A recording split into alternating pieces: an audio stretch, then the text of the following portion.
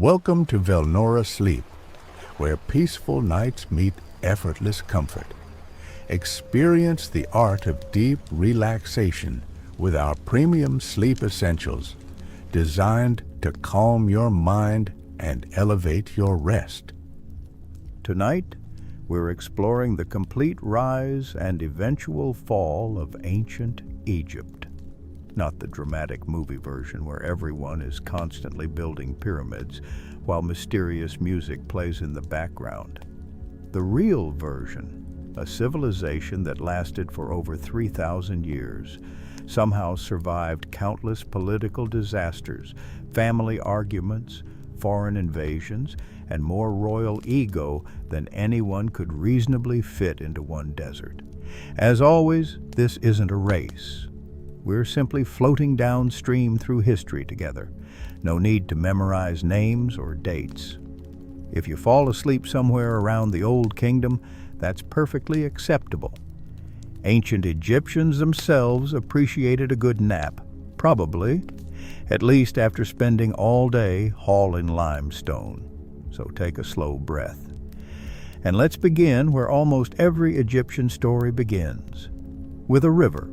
Long before there were pyramids, long before pharaohs wore elaborate crowns, long before anyone carved giant statues that would puzzle tourists for thousands of years, there was simply the Nile. It stretched through northeastern Africa like a long blue ribbon across endless shades of gold and brown. While nearly everything around it could be brutally dry, the Nile arrived each year with dependable floods. That annual flooding was the closest thing ancient Egypt had to magic. Every summer, waters overflowed their banks and spread rich black silt across the fields. When the water retreated, farmers planted crops into soil so fertile that it seemed almost unfair compared to everyone else's farmland. In fact, the Greek historian Herodotus would eventually call Egypt the gift of the Nile. He wasn't exaggerating very much. Without the Nile, Egypt would mostly have been desert. With the Nile, it became one of history's greatest civilizations. The river acted as a highway, a food source, a calendar, an irrigation system, and probably the world's first reliable delivery service. Need grain shipped hundreds of miles? Put it on a boat. Need giant stone blocks moved? Boat. Need taxes collected? Also boat. Honestly, the Nile solved an astonishing number of logistical problems. And unlike many ancient rivers, it flowed from south to north, while the prevailing winds usually blew southward. That meant Egyptians could sail one direction and drift the other. Nature had quietly designed one of the most efficient transportation systems in the ancient world. Not bad for a river. The earliest people living along the Nile were farmers. Small villages appeared gradually around 5000 BCE. Life followed simple rhythms: plant, harvest, repair irrigation canals, repeat. There were no giant monuments yet, no glittering temples, no pharaohs insisting they were living gods, just communities slowly growing larger each generation. As villages expanded, they began trading with one another. Some specialized in pottery. Others crafted stone tools. Others raised cattle. Slowly, wealth accumulated. And whenever wealth accumulates, politics usually arrives shortly afterward, because humans remain wonderfully consistent. Eventually, dozens of small communities became regional kingdoms. Historians often divide them into Upper Egypt and Lower Egypt, which sounds backwards. Upper Egypt was actually farther south. Lower Egypt lay to the north, near the Mediterranean. The names referred to elevation and the flow of the Nile. rather than modern map orientation. Perfectly logical, slightly confusing, entirely historical. Around 3100 BCE, something remarkable happened. These separate kingdoms became one. Tradition credits this achievement to a ruler known as Narmer. Sometimes he appears under another name, Menes. Ancient history occasionally enjoys making things difficult by giving one person multiple names across different records. Narmer likely conquered rival kingdoms before unifying Egypt beneath a single crown. To celebrate, artists carved what is now called the Narmer Palette. It shows the king towering above defeated enemies in classic royal fashion. Ancient rulers rarely commissioned artwork showing themselves having an average Tuesday. They preferred dramatic victories. Narmer also wore two different crowns. One represented Upper Egypt, the other represented Lower Egypt. Eventually, they merged into the famous double crown, a visual reminder that one ruler governed both lands. It was excellent political branding. Modern companies spend fortunes designing logos. Narmer simply stacked two crowns together and called it a day. With Egypt unified, everything became more organized. Government expanded, officials kept records, farmers paid taxes, workers maintained canals, soldiers protected borders, priests oversaw temples, scribes documented nearly everything. If you've ever wondered why historians know so much about Egypt compared with many other ancient societies, one answer is simple. They wrote things down. Constantly, Egyptians developed hieroglyphics, one of history's most recognizable writing systems. Beautiful little pictures covered monuments, temple walls, tombs, statues, and papyrus scrolls. Each symbol could represent sounds, ideas, or entire words. Learning them required years of training, which made scribes extremely valuable. Imagine being one of the few people who could read government documents. Your job security would have been excellent. Literacy brought status, comfortable indoor work, and significantly fewer encounters with heavy rocks. Always an advantage. As Egypt became wealthier, its rulers grew increasingly ambitious. They didn't simply want to govern. They wanted permanence. They wanted future generations to remember them forever, which admittedly worked. We're talking about them 5,000 years later. So points for long-term planning. Early kings were buried in rectangular tombs called mastabas. These structures were impressive but relatively modest compared with what would come later. One pharaoh, however, looked at the standard royal tomb and apparently thought, "We can absolutely make this bigger." That king was Djoser. His architect was Imhotep, and together they changed architectural history. Imhotep was one of those astonishing individuals who seemed talented at almost everything. Architect, engineer, physician, priest, administrator. Centuries later, Egyptians even worshipped him as a god of wisdom. Not a bad career progression.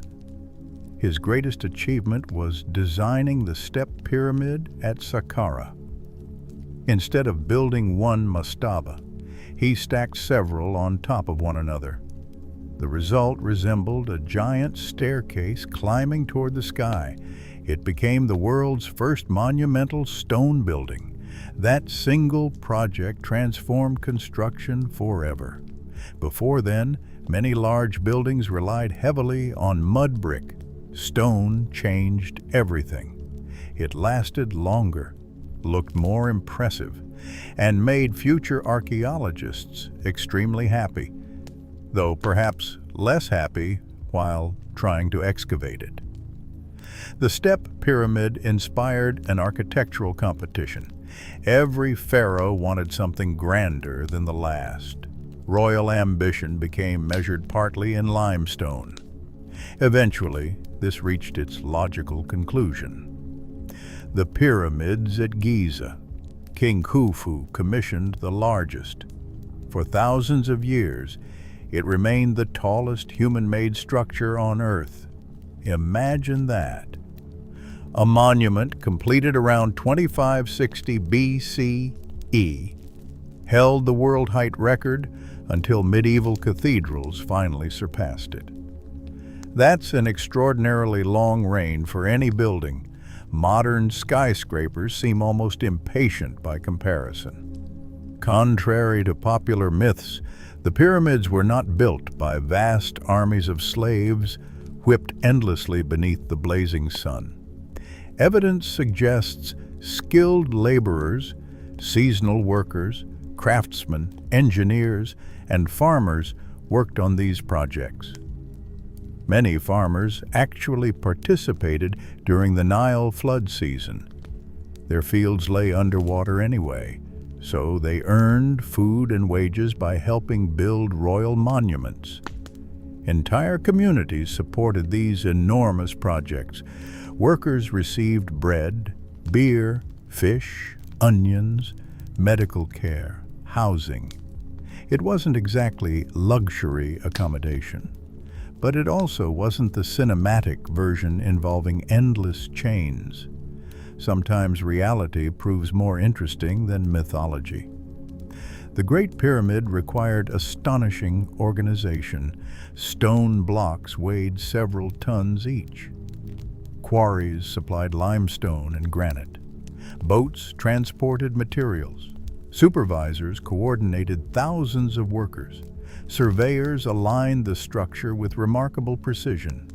Modern engineers continue admiring the accomplishment, especially considering these builders lacked steel cranes, GPS, lasers, or construction apps reminding everyone about meetings.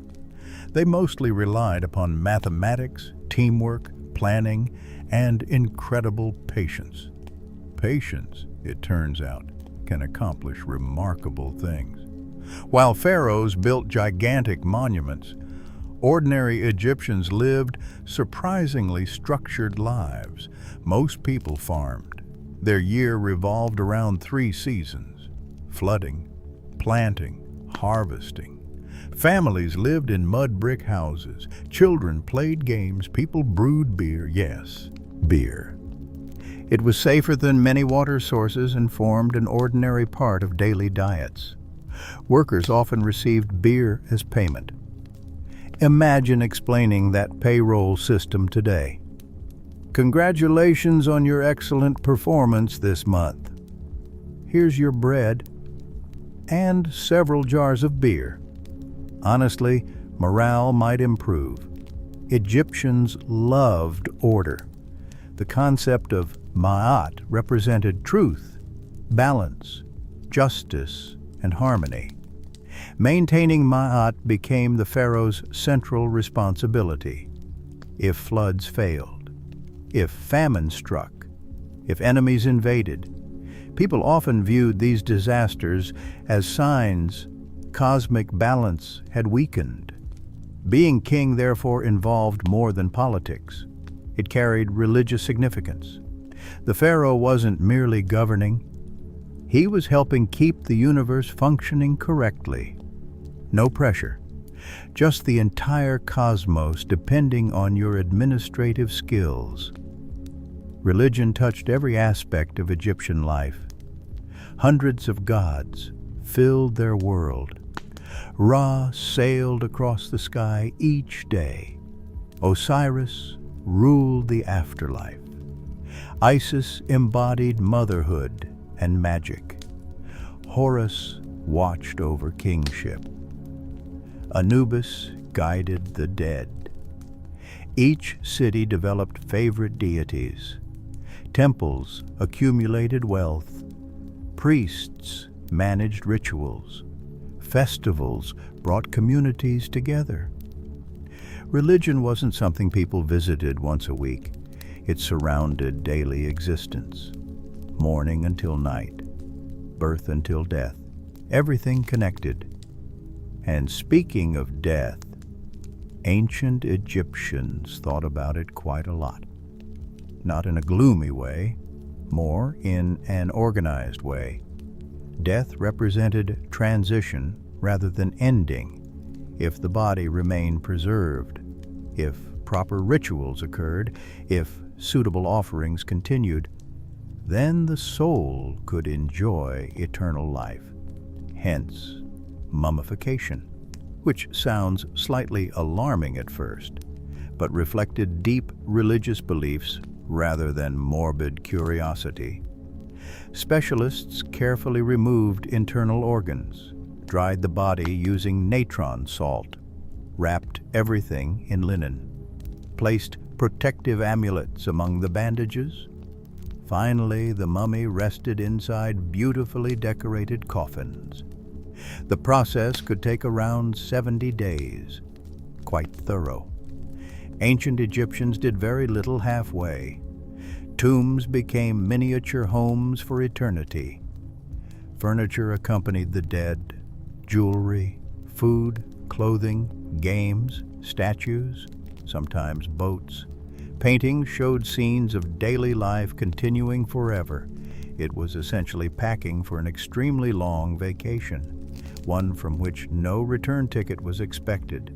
Of course, wealthy people packed considerably better than everyone else. History remains wonderfully consistent in that regard. By around 2500 BCE, Egypt stood among the richest and most stable kingdoms anywhere on earth. Its government functioned efficiently. Agriculture flourished. Trade expanded. Its monuments inspired awe. Its kings projected confidence. Everything appeared wonderfully secure, which is often exactly when history decides to become interesting. Because no civilization, however powerful, remains unchanged forever. Slowly, almost imperceptibly, cracks began appearing beneath the polished stone surface. And in our next part, we'll drift into the final centuries of the Old Kingdom, where ambitious governors, changing climates, and increasingly fragile royal authority would begin reshaping ancient Egypt in ways no pharaoh could fully control. The Nile continued flowing, the farmers still planted their fields, the priests still offered prayers, the scribes still filled papyrus after papyrus with careful writing that future historians would become deeply grateful for. From a distance, ancient Egypt looked wonderfully stable, and in many ways, it truly was. But history has a habit of changing very slowly. Most civilizations do not wake up one Tuesday and suddenly collapse before lunch. Instead, little problems begin piling up. One governor becomes a little too powerful. One harvest comes in a little too small. One king proves a little less competent than everyone hoped. Then another, then another. Eventually, all those little problems start introducing themselves to one another. And that's when things become complicated. So tonight, let's quietly drift into the closing years of Egypt's Old Kingdom. By now, the pyramids at Giza already dominated the horizon. Khufu had built the largest. His son Khafre added another magnificent pyramid, and the Great Sphinx. Then Menkaure completed the third major pyramid. Each generation wanted to leave its own impressive mark. The monuments became slightly smaller over time, not because Egyptians suddenly lost interest, but because giant pyramid construction was astonishingly expensive. Think about the logistics. Thousands of workers, stone transported over long distances, food supplied every day. engineers, craftsmen, surveyors, priests conducting ceremonies, administrators tracking resources. One enormous building project could consume years of national effort. Modern governments struggle to finish highways on schedule. Ancient Egypt somehow coordinated mountains made from limestone, quite an achievement. As decades passed, each new king faced a difficult question. How exactly do you outdo your grandfather's pyramid? Build higher, build wider, decorate more? Eventually, the answer became, perhaps we shouldn't. Later pyramids remained impressive, just not quite as gigantic, which was probably a sensible financial decision. Unfortunately, sensible financial decisions are rarely remembered as fondly as spectacularly expensive ones. History tends to admire monuments more than balanced budgets. Meanwhile, another quiet change was taking place. Provincial governors, known today as nomarchs, were becoming increasingly influential. Egypt was divided into regions called nomes. Each nome needed someone to oversee farming, taxation, local justice, and administration. Originally, these officials depended heavily upon the pharaoh. The king appointed them. The king rewarded them. The king could replace them. Simple enough. Except power and joy settling in. Families began passing these positions from parent to child. Suddenly, local governors weren't merely employees. They were becoming regional dynasties. They owned land. They commanded workers. They accumulated wealth. They built impressive tombs of their own. And, naturally, they became rather fond of remaining powerful. Humans have displayed this particular habit with remarkable consistency across thousands of years. If you visited one of these provincial centers, you might notice something interesting. The governor's residence looked larger. His officials seemed busier. His local influence felt stronger. People respected the pharaoh. Of course they did. But they also relied heavily upon the governor they actually saw every week. Power had begun spreading outward from the royal court. Slowly, almost politely, like tree roots extending beneath the ground. Easy to ignore, until suddenly they're everywhere. At roughly the same time, nature introduced another challenge. The Nile's annual floods became less reliable. No one knows every detail with complete certainty. Climate shifts likely played an important role.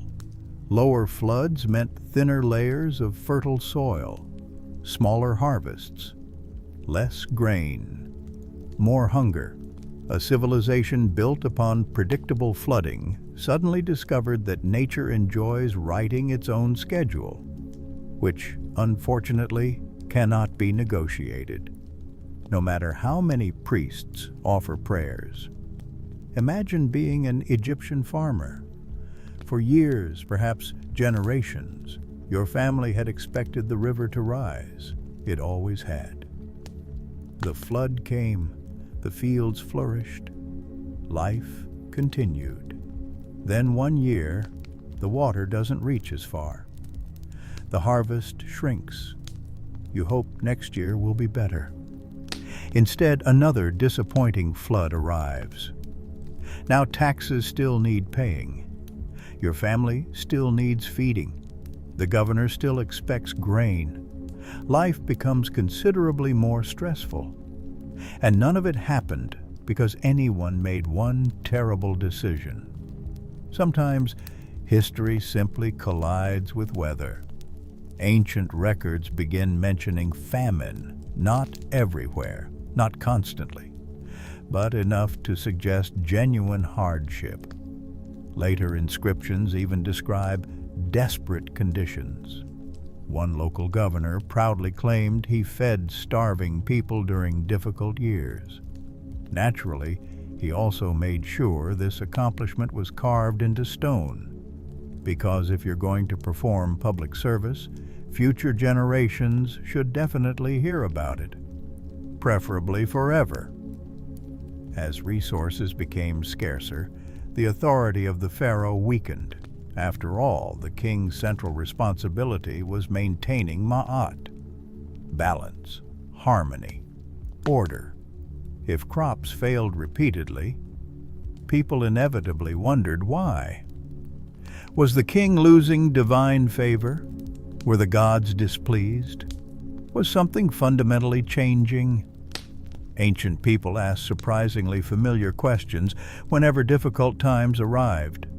Then came Pepi II, one of the most fascinating rulers in Egyptian history. Mostly because he ruled for an astonishingly long time. Some estimates suggest around 90 years, perhaps even longer. Imagine ascending the throne as a child, then remaining king while multiple generations grew old around you. Grandparents, parents, children, grandchildren.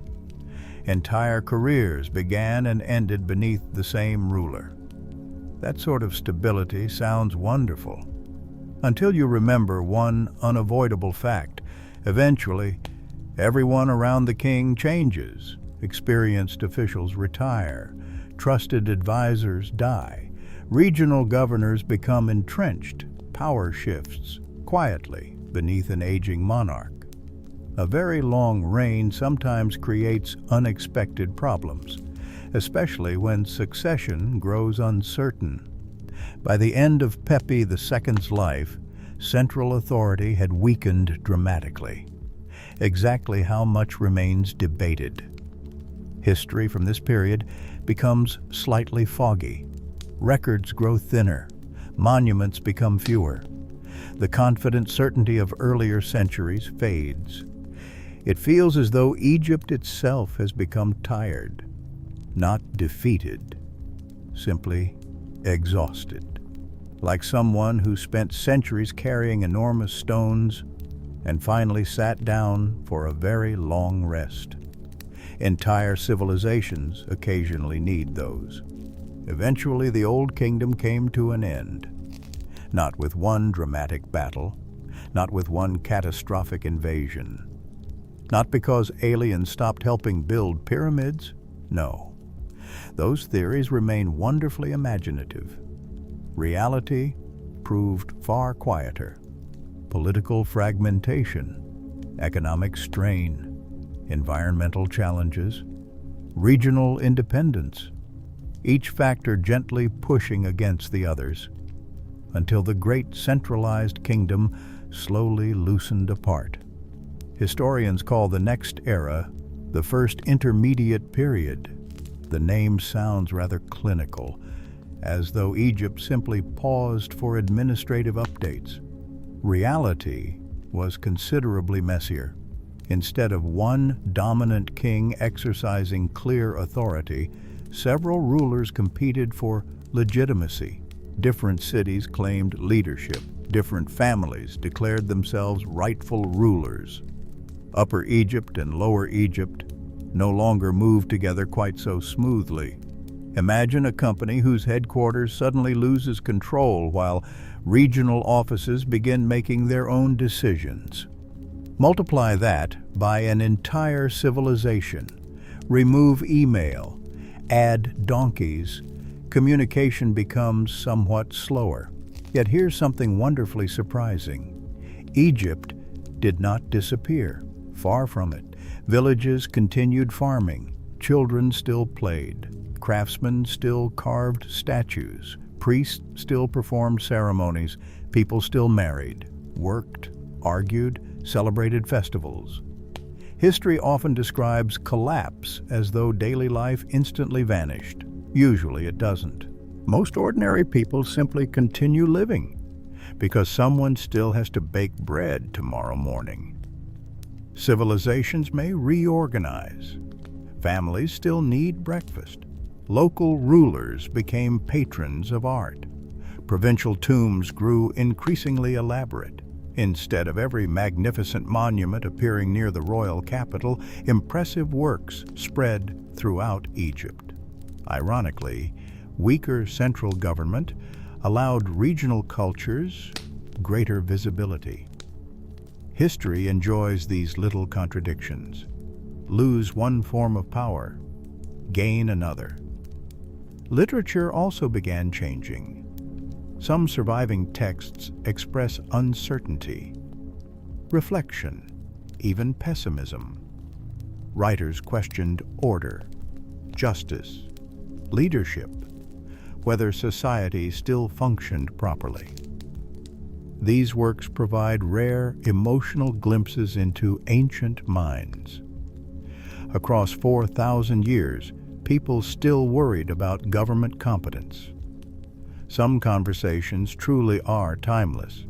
One famous literary work describes chaos in poetic language. Whether it reflects actual events or later imagination remains debated. Ancient authors occasionally enjoyed exaggeration every bit as much as modern headline writers.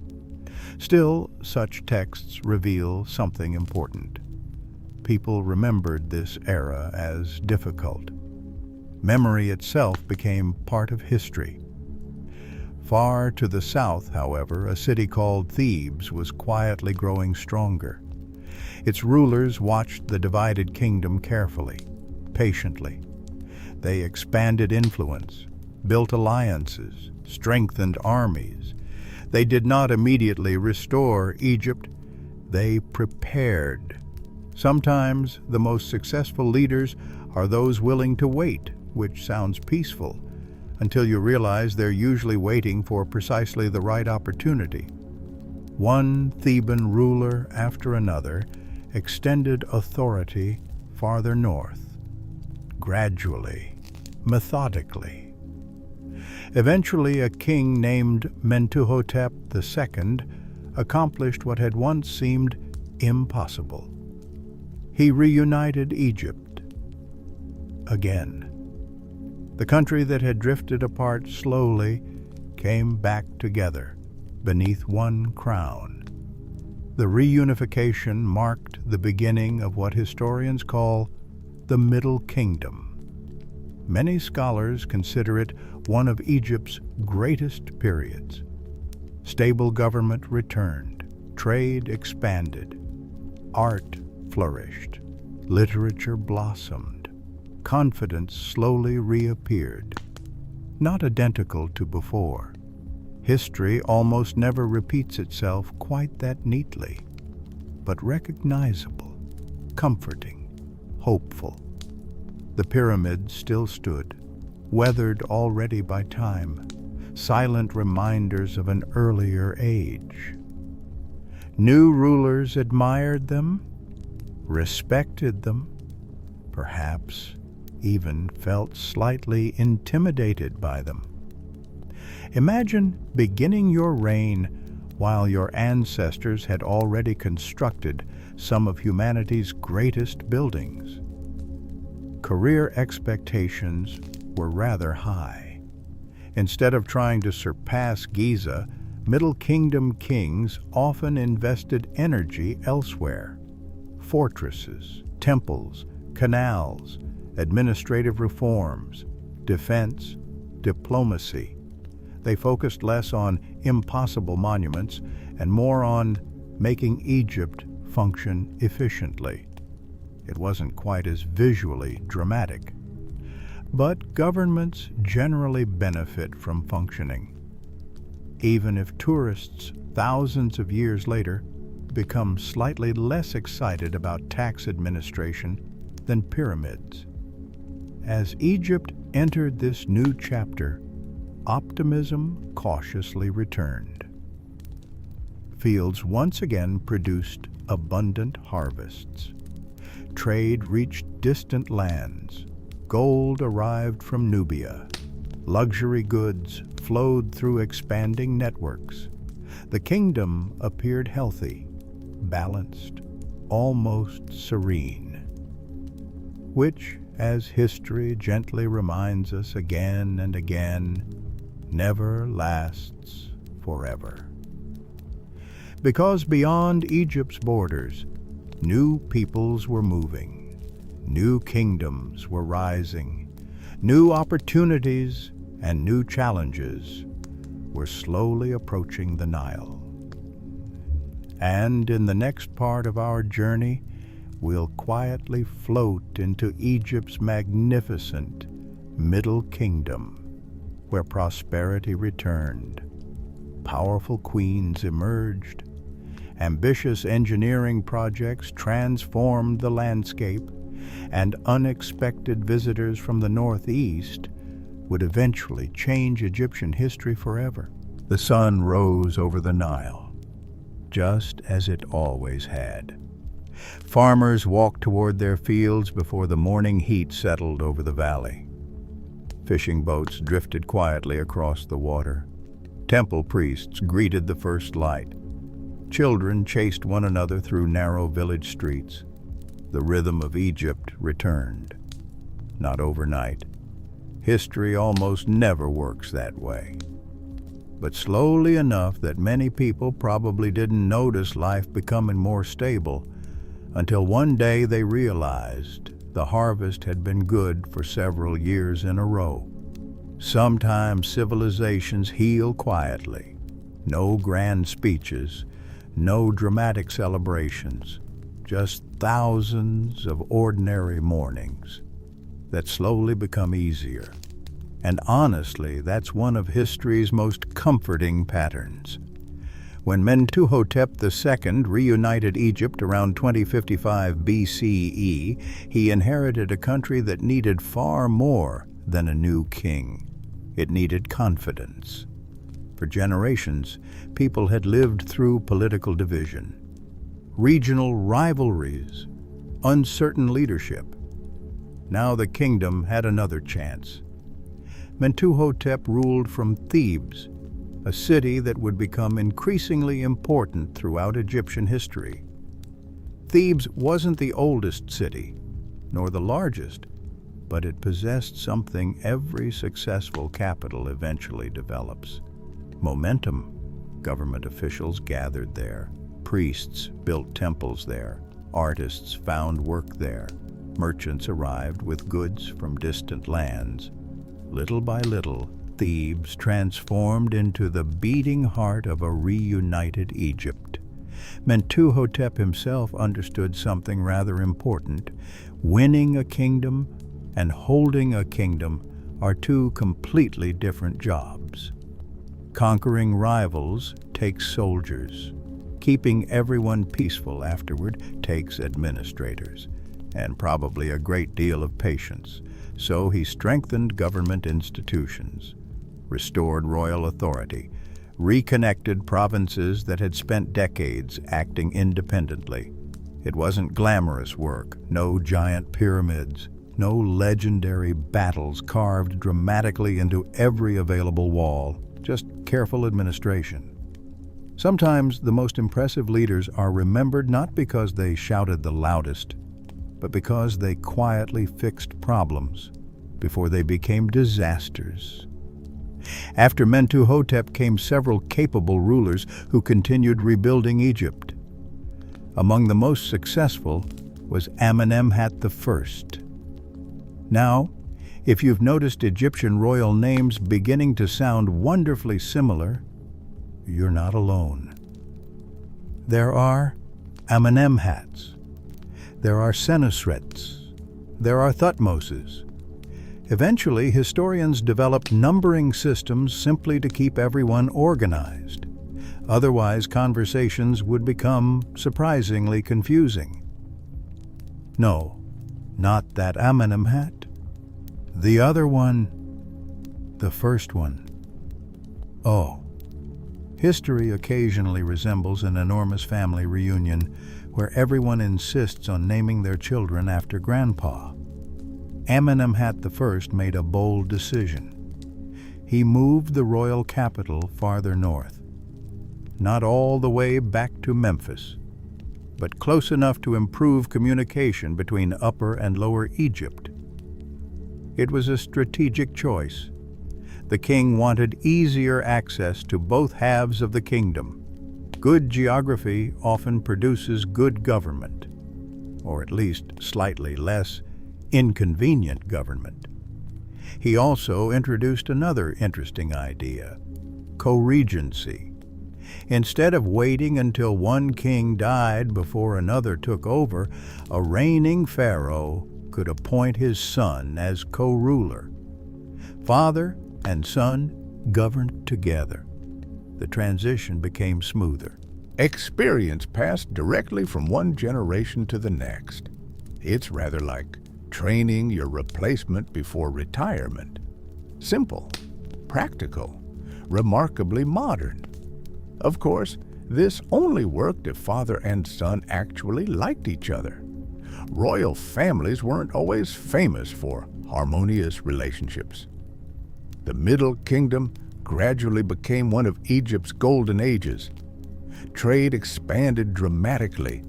Ships sailed along the Mediterranean, caravans crossed deserts, expeditions traveled south into Nubia. Others reached the mysterious land Egyptians called Punt. Exactly where Punt was remains debated today, perhaps somewhere around modern Eritrea or Somalia. Wherever it lay, Egyptians returned with wonderful treasures: incense, ivory, exotic animals, rare woods, gold. The sort of luxury imports that make royal palaces considerably more interesting. Gold, in particular, flowed steadily into Egypt from Nubia. The southern territories became enormously valuable. Kings built forts along the Nile to protect trade routes. These weren't simply military outposts. They were administrative centers. Customs checkpoints, trading stations, little islands of Egyptian authority stretching farther into Africa. Imagine a chain of castles quietly watching the river, patiently, year after year. Meanwhile, agriculture remained the kingdom's foundation. Nothing mattered more than the Nile. Engineers dug canals, expanded irrigation, improved farmland. Ancient Egyptian engineers rarely received the same attention as pyramid builders, which seems slightly unfair. Keeping millions of people fed every year is a remarkable achievement. It simply produces fewer postcards than giant stone monuments. One particularly ambitious project involved reclaiming land around the Fayum oasis. Water management became increasingly sophisticated. Canals redirected floodwaters, fields expanded, food production increased. It wasn't flashy. No enormous statues emerged from these efforts. But every loaf of bread depended upon work like this. Sometimes history remembers kings. Daily life remembers engineers. Speaking of daily life, let's wander away from palaces for a little while. Imagine an ordinary Egyptian family during the Middle Kingdom. Their house probably wasn't enormous. Mud brick walls kept interiors surprisingly cool. Flat roofs provided useful outdoor space. Furniture remained fairly simple. Wood was valuable. Every object served multiple purposes. Children helped with chores from a young age. Girls learned household skills. Boys often assisted in farming or crafts, though these weren't rigid rules everywhere. Families adapted according to circumstance, as families usually do. Breakfast might include bread, perhaps onions, maybe dates, beer, always plenty of bread. Egyptian bread came in countless varieties: round, flat, sweetened, seasoned. Bread was life, quite literally. Workers measured wages partly in loaves. Taxes often involved grain. Entire economies quietly rested upon wheat and barley. Empires rise and fall. Someone still has to bake tomorrow morning. Cats wandered freely through many Egyptian homes. Today, they're famous internet celebrities. 4,000 years ago, they already seemed fully convinced they owned everything. Some traditions never change. Cats protected grain stores by hunting mice. Families appreciated their usefulness. Eventually, cats became associated with the goddess Bastet.